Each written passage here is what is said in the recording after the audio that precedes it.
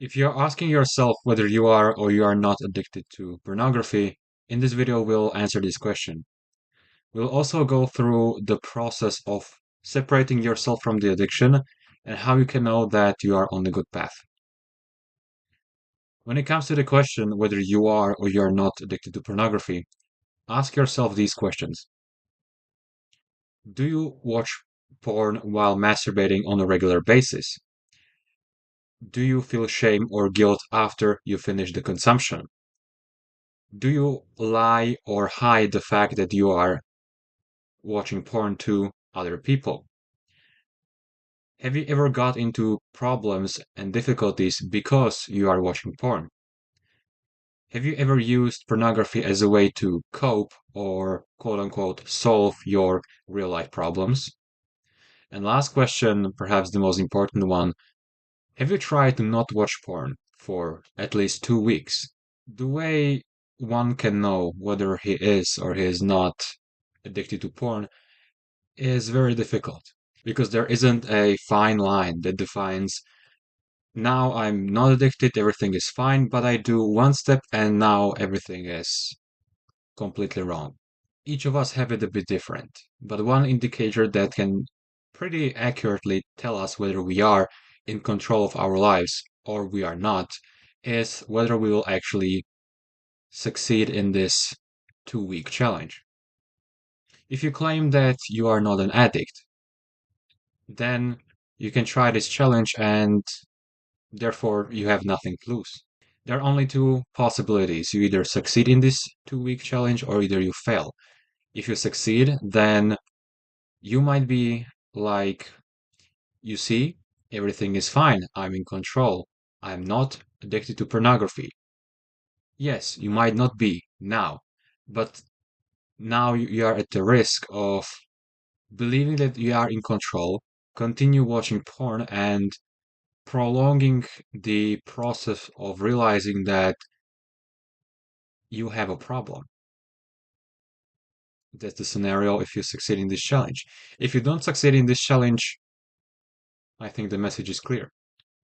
If you claim that you are in control, yet you are unable to withstand 2 weeks without porn, how can you know you're in control? Just because you can resist the danger doesn't mean you have to spend time in it. How can you know that the pornography is not in control of you? Take these questions as a way to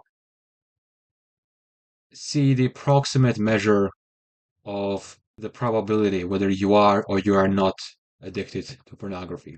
The way you can see how one is becoming an addict is quite simple. It always starts as a curiosity, as a social pressure, or just a way to fill the boredom, as a way to entertain yourself. It always starts in the very subtle ways until one day you try to stop and seems like there is a problem. Imagine yourself walking in the forest. Suddenly a fog starts to form. This fog is slowly rising from the ground until you are completely covered up.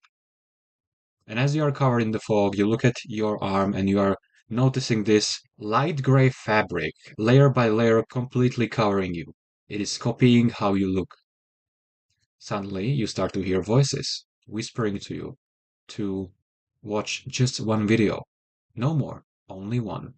You are not going to quit today because you are already tired and you don't have the willpower. You will quit tomorrow, of course.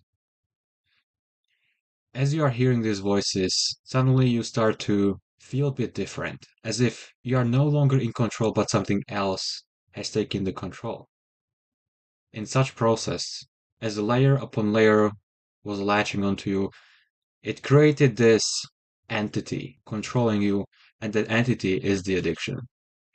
There are 5 stages of separation, and to know in which stage you are when it comes to separating yourself from the addiction is by paying attention to your thoughts, your words, and your behavior.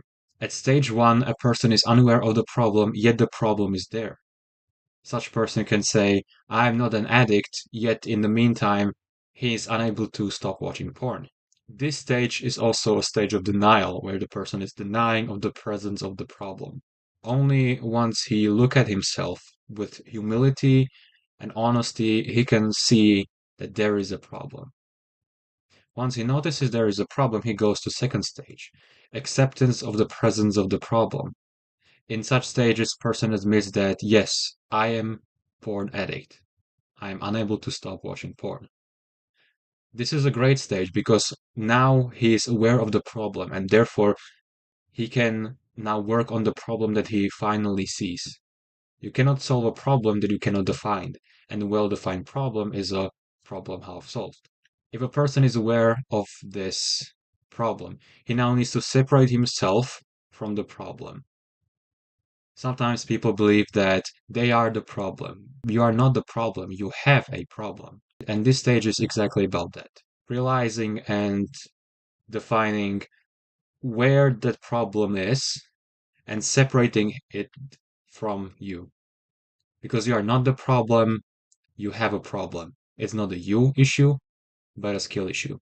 Once you have separated yourself from the problem, then you can move to the fourth stage. And the fourth stage is you and the problem. You versus the addiction. It is at this stage where you have isolated the problem and you are now trying to completely remove it. Once you figure out details about the addiction, how it evolves, how it gets triggered, and so on, then you can get to last in the fifth stage, where you can say, I am not an addict. I don't watch porn. A tricky thing about the first and the fifth stage is that the person is pretty much stating the same thing. I am not an addict.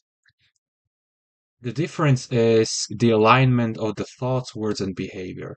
If the thoughts, words, and behavior does not align, for example, in the fifth stage, he's stating that he is not an addict, but his actions are showing something else, then there is something not right, something that needs to be better looked at.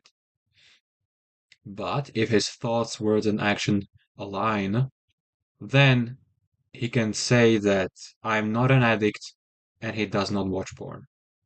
Therefore, he is in control and he has completely separated himself from the addiction. If you don't see the problem, it's because you are looking through the eyes of the problem.